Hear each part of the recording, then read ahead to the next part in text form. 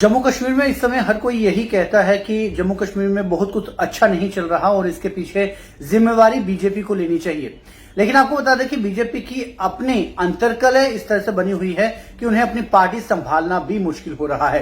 जम्मू और कश्मीर में इस समय कश्मीर डिवीजन की जो बीजेपी इकाई है उनका यह आरोप है कि बीजेपी जो है वो अपने ही कार्यकर्ताओं के साथ जस्टिस नहीं कर रही और कश्मीर के नेताओं का ये मानना है कि उन्हें पार्टी में ही अपना इंसाफ चाहिए, जिसको लेकर कुछ दिनों पहले सैकड़ों की तादाद में बीजेपी कार्यकर्ता अपनी पार्टी यानी बीजेपी को छोड़कर अन्य पार्टियों में जाने के लिए आतुर हो चुके थे। इसके बाद अफरा तफरी का माहौल हुआ और उस अफरा तफरी के माहौल में रविंदर रैना खुद श्रीनगर पहुंचे और जो गुस्साए लीडर थे उनसे बातचीत की और उन्हें इस बात की संतुष्टि दी कि उनकी जो भी शिकायतें हैं उन शिकायतों को दूर किया जाएगा और उसको लेकर उन्होंने एक्शन किया भी। और रविंदर रैना ने एक ऑर्डर निकाला जिसमें कश्मीर में जिन जम्मू के लीडरों को यह जिम्मेवारी दी गई थी कि वहां पर लोगों को बीजेपी के साथ जोड़ना है और बीजेपी कार्यकर्ताओं की मदद करनी है, उन्हें जो जिम्मेदारी दी गई थी उन पर गाज गिराई गई और उन जिम्मेवारियों को उन नेताओं से उनकी जिम्मेवारियां छीनी गई। उसमें सबसे पहले नाम आता है अभिजीत जसरोटिया का, जो कि पहले पीडीपी में थे और पीडीपी छोड़ने के बाद उन्होंने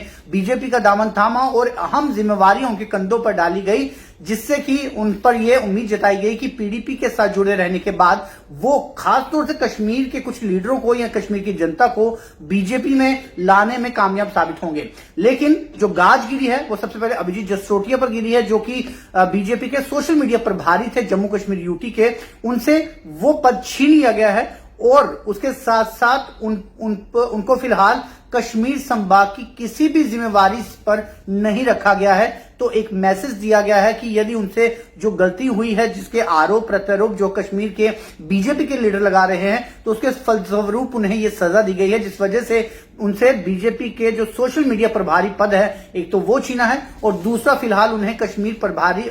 संभाग की कोई जिम्मेवारी देने से फिलहाल पार्टी ने मना कर दिया है। उसके अलावा वीर सराफ है जो कि साउथ कश्मीर से जिन्हें जिम्मेवारी दी गई थी उन्हें भी फिलहाल उनके पद से छीनकर उन्हें वापस बीजेपी हेडक्वार्टर में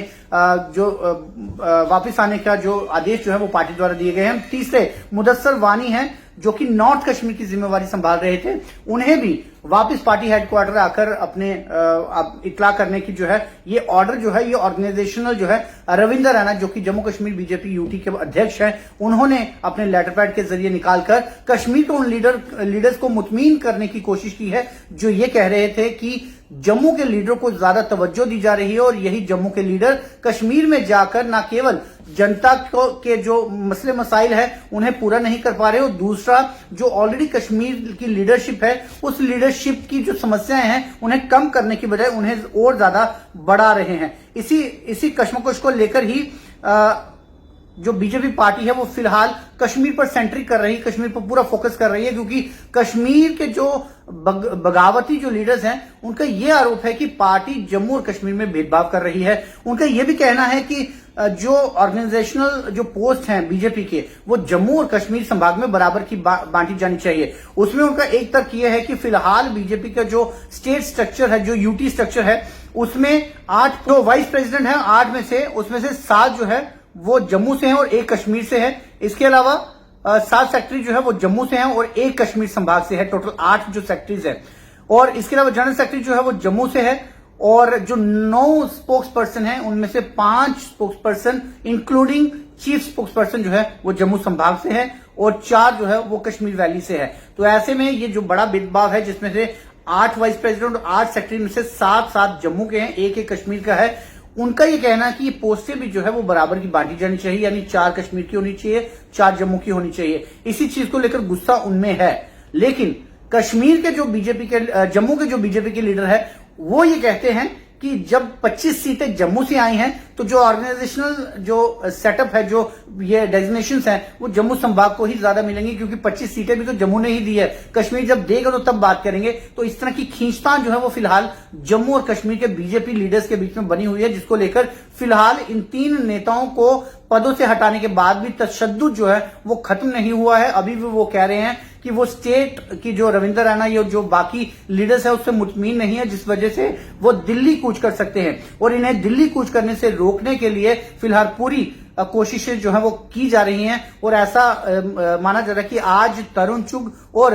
दिल्ली के कुछ नेता जो हैं वो कश्मीरी नेताओं के साथ मिलने के लिए पहुंच सकते हैं कश्मीर में, ताकि उनका जो तशद्दुद है, जो उनकी शक शोभा है, वो कहीं दूर हो पाए। लेकिन इतना जरूर है